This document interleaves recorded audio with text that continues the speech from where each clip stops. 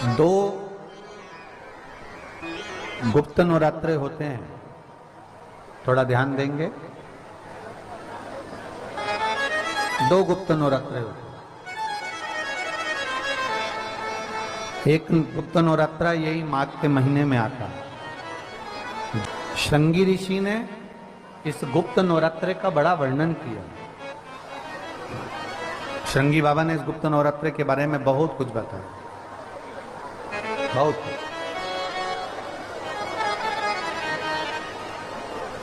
श्रृंगी बाबा गुप्त नवरात्रे के लिए कहते हैं कि अगर इस गुप्त नवरात्रे के अंतर्गत 9 लाल फूल,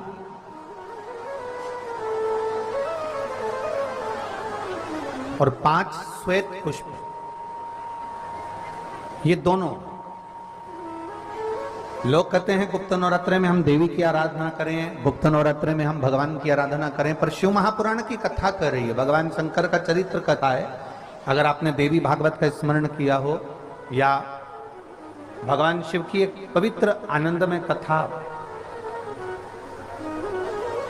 स्कंद पुराण के काशी खंड में अगर सुनी हो या उसमें भी नहीं पढ़ पाए हो तो श्रृंगी ऋषि के चरित्र में आता है। श्रृंगी बाबा ने वर्णन किया है कि किसी भी स्थान पर, किसी भी स्थान पर यदि हमारे घर में 2 शिवलिंग है, नहीं है, तो किसी अपने घर के गमले में, बगीचे में 2 पार्थिव लिंग का निर्माण करें। 2 पार्थिव लिंग, उसमें एक शिव जी का स्मरण करें और एक में माता पार्वती जी का स्मरण करें। देवादिदेव महादेव के 2 स्वरूप, 2 लिंग प्रकट कर कर एक पर 9 पुष्प लाल और एक पर श्वेत पुष्प 5 समर्पित करें, बाबा की आराधना करें, घी का दीप लगाएं, पूजन करें और बाद में उन शिवलिंग को, उन पुष्पों को विसर्जन करें।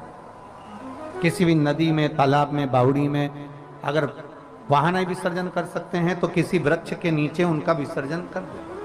पर ये नवरात्रे, ये जो गुप्त नवरात्रे हैं, इस माघ महीने में जो गुप्त नवरात्रे आती है, इसी के अंतर्गत इसका पूजन है। एक बार हमने पहले वर्णन किया था, जिसके यहाँ संतान नहीं होती उसके लिए भी पहले इस माघ महीने में जो गुप्त नवरात्रे आते हैं उसका स्मरण कराया था। कैलाशी अविनाशी है शिव, शिव तत्व का है। आप जिस भाव से आप भगवान को रिझाते हो, भगवान उस भाव से अपने भक्तों के करीब पहुंचता है। भक्तों के यमुना जी ने पार्थिव शिवलिंग का निर्माण किया। केवल चाहे गुप्त नवरात्रे हो, चाहे सर्व नवरात्रे हो, केवल देवी की आराधना कर रहे हैं और सोचें कि हम माता जी की आराधना कर रहे हैं और माता जी हम पर प्रसन्न हो। शिव महापुराण की कथा कहती है, कोई सी भी नवरात्रे में अगर आप शंकर भगवान की आराधना के साथ देवी की आराधना करेंगे तो शिव महापुराण की कथा कहती है महादेव शिव और शक्ति दोनों ही कृपा जरूर करते हैं। ये निश्चित है, निश्चित है।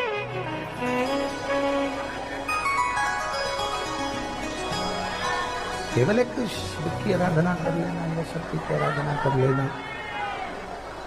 हम शिव और शक्ति की दोनों की आराधना एक साथ करते हैं।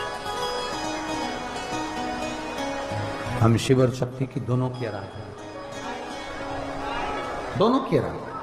और हम तो एक बात बहुत अच्छे से कहेंगे, शिव महापुराण की विद्येश्वर संहिता में लिखा है, जो एक बार मुख से श्री शिवाय नमस्तुभ्यम बोलता है, उसके मुख का दर्शन करने पर मात्र 1000 अश्वमेध यज्ञ का पुण्य फल प्राप्त हो जाता।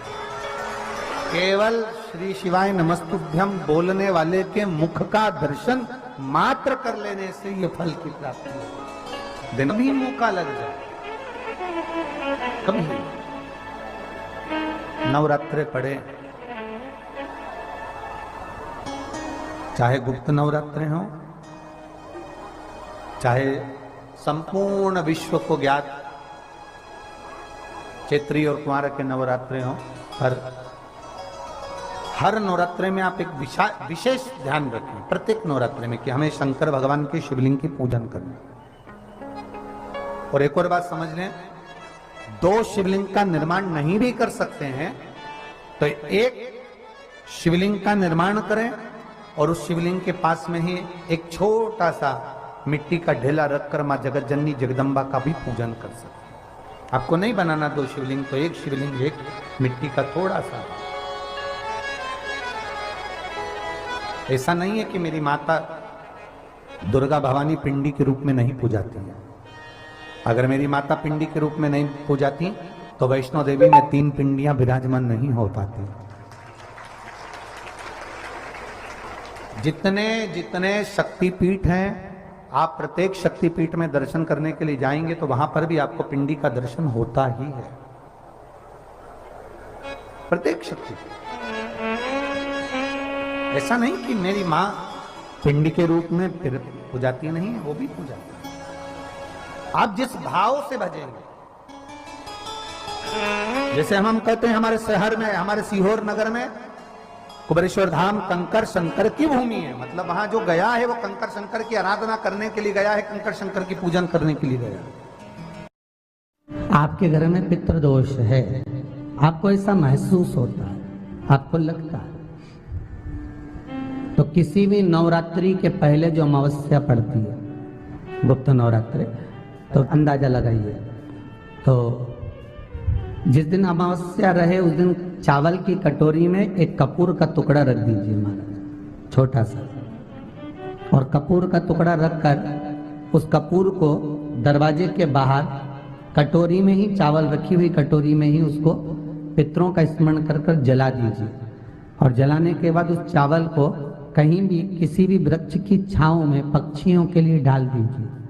शिव महापुराण की कथा कहती है, अगर मान लो पितृ आपको कष्ट दे रहे हैं, पितृ आपको तकलीफ दे रहे हैं, कोई काम नहीं होने दे रहे हैं, या कहीं आपको ऐसा लगता है कि पितरों का दोष है, तो वो पितृदोष देवी, अब ये जो आप करेंगे ये कब कर रहे हैं? अमावस्या के दिन आप उसको रख रहे हैं। अमावस्या के दिन उसको रखकर रात भर आपने रखा कपूर के साथ में, सुबह एकम पड़ गई, नवरात्रि लग गई, उसी दिन उसको जलाकर आपने पटक दिया।